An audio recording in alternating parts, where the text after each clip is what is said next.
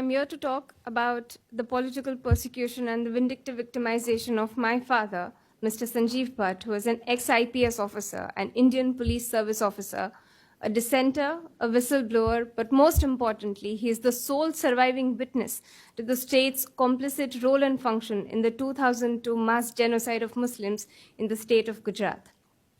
2002 perhaps marked one of the darkest phases in the history of India. Thousands of Muslims, men, women, and children were systematically targeted and were massacred with exceptional brutality and coordination in the state of Gujarat.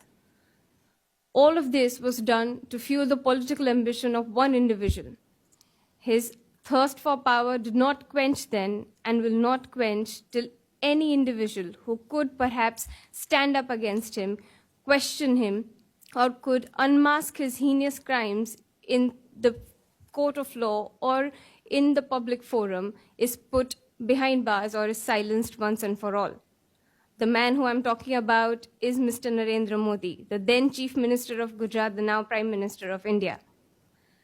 The years following the 2002 genocide in Gujarat witnessed numerous extrajudicial killings and fake encounters in the state of Gujarat of Muslims, all under the pretext of protecting the then Chief Minister of Gujarat. In 2009, a court-appointed investigative commission was set up to look into the state's complicit role and function in the 2002 riots.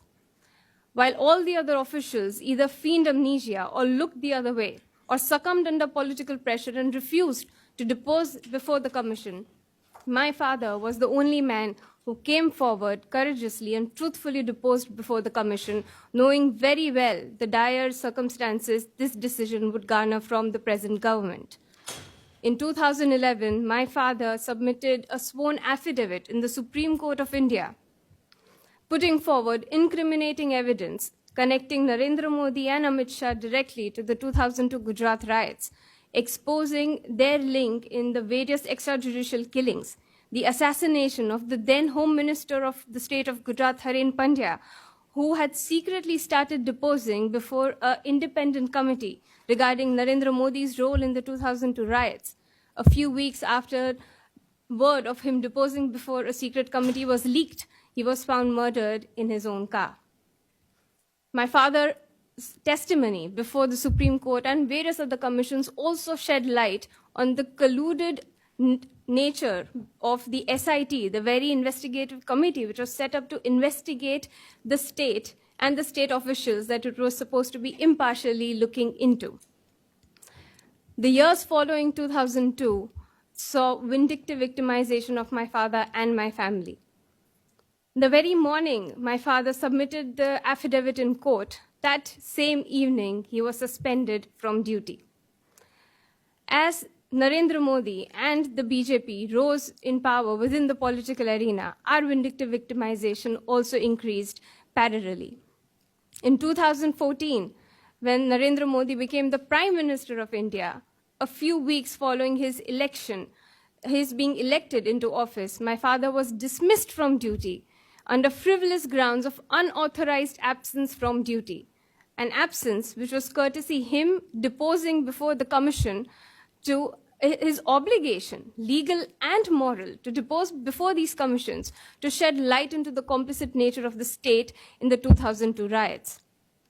Ever since 2011, more so after 2014, the family has been hounded by people associated with the RSS, the VHP, be it death threats, be it our phones being tapped 24/7, or us being followed wherever we go.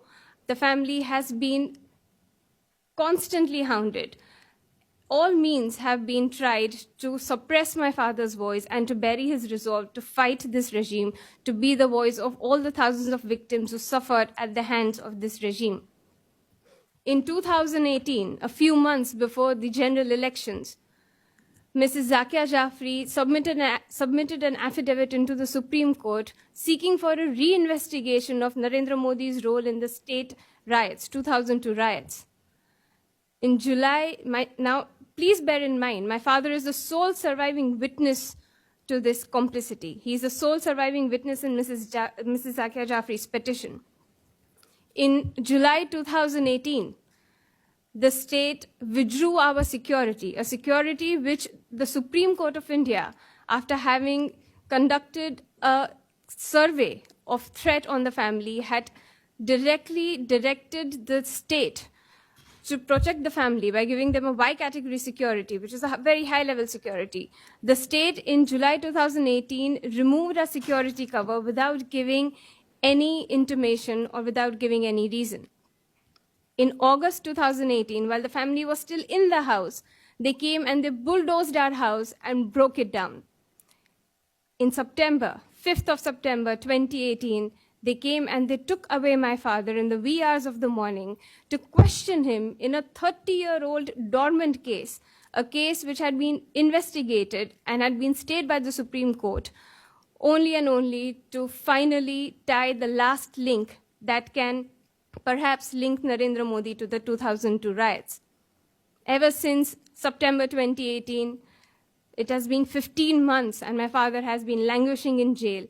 His only crime that he did not buckle under any political pressure, that he dared to stand up against this political regime, and that he dared to fight for the thousands who were victimized by this politics of hate and violence. Since September 2018, we have been running from pillar to post within the judiciary to seek for a fair trial, to seek for justice. Either the judges recuse themselves from hearing the case or would just not take it before their bench under immense political pressure.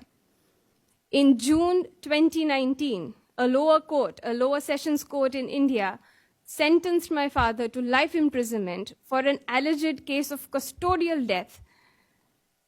Now let me shed some light into this case of custodial death. The deceased was never arrested by my father. This is an incident of 1990, of the year 1990, when 133 rioters were arrested by a local police in a district in Gujarat. The deceased was part of the contingent of those 133 rioters who were burning Muslim houses and who were trying to destroy mosques after the demolition of the Babri Masjid. The deceased was never in the custody of my father. The deceased was never arrested by my father. The deceased died 18 days after being out of police custody. All of his forensic reports, all of his medical reports, his histopathological reports, all of them say that there is absolutely no indication of internal or external injuries, that there are no indications of any internal or external trauma or grievances, that this death is not death by torture. Yet, without taking any of these evidences in cognizance, without letting us call in a single defense witness, without letting us cross-examine any prosecution witness, the lower sessions court in the state of Gujarat convicted my father for a crime he did not commit and sentenced him to life imprisonment.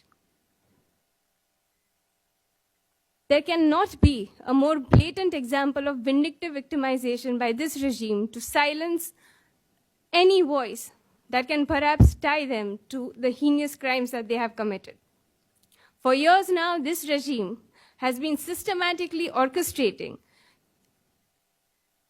crimes of hate, violence, and have been getting away with it. The entire system, the four pillars of our democracy, at this point in time are completely subverted and have collapsed. It is now more than ever that all the people who have, at great personal and professional cost, have defended all of these victims. It is now more than ever that all of these people who have relentlessly been the voice and who have defended all of these victims of hate and violence, who are now being politically persecuted, should be defended. It is extremely important that now, when the defenders are being victimized, that we stand by them and we defend the defenders.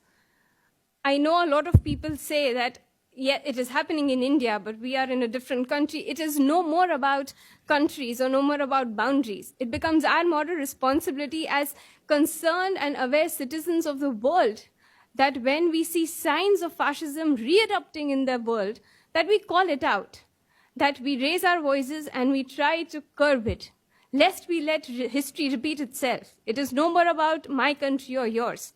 It is about justice. It is about basic civil liberty. It is about basic civil liberties, and it is about basic human rights. Thank you.